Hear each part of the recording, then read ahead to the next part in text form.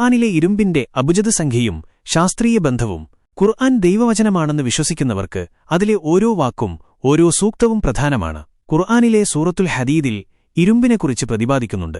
ഹദീദ് എന്ന അറബി വാക്കിന്റെ അബുജദസംഖ്യ 26 ആണ്. ഇരുമ്പിന്റെ ആറ്റോമിക് നമ്പറും 26 ആണ്. ഈ അത്ഭുതകരമായ യാദൃച്ഛികത ഖുർആൻ ദൈവവചനമാണെന്നതിനുള്ള തെളിവായി പലരും ചൂണ്ടിക്കാണിക്കുന്നു.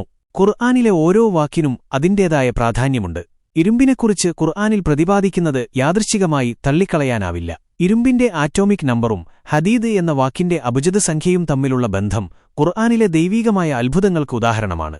ഇരുമ്പിന്റെ പ്രാധാന്യം.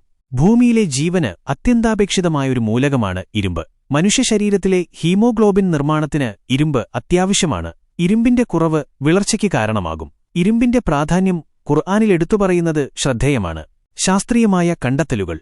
ഖുർആനിൽ പറയുന്ന പല കാര്യങ്ങളും ആധുനിക ശാസ്ത്രം ശരിവെക്കുന്നുണ്ട്. ഇരുമ്പിന്റെ ആറ്റോമിക് നമ്പറും ഖുർആനിലെ പരാമർശവും തമ്മിലുള്ള ബന്ധം ശാസ്ത്രീയമായ ഒരു അത്ഭുതമായി കണക്കാക്കുന്നു. ഖുർആനിലെ ഓരോ വാക്കിനും അതിന്റേതായ അർത്ഥവും പ്രാധാന്യവുമുണ്ട്. ഖുർആൻ അത്ഭുതങ്ങളുടെ കലവറയാണ്. ഖുർആനിലെ ഓരോ സൂക്തവും പഠിക്കുന്തോറും അതിന്റെ ആഴവും പരപ്പും മനസ്സിലാക്കാൻ സാധിക്കും. ഖുർആനിലെ ശാസ്ത്രീയമായ സൂചനകൾ പഠിക്കുന്നതിലൂടെ ദൈവത്തിന്റെ ശക്തിയും അറിവും മനസ്സിലാക്കാൻ സാധിക്കും.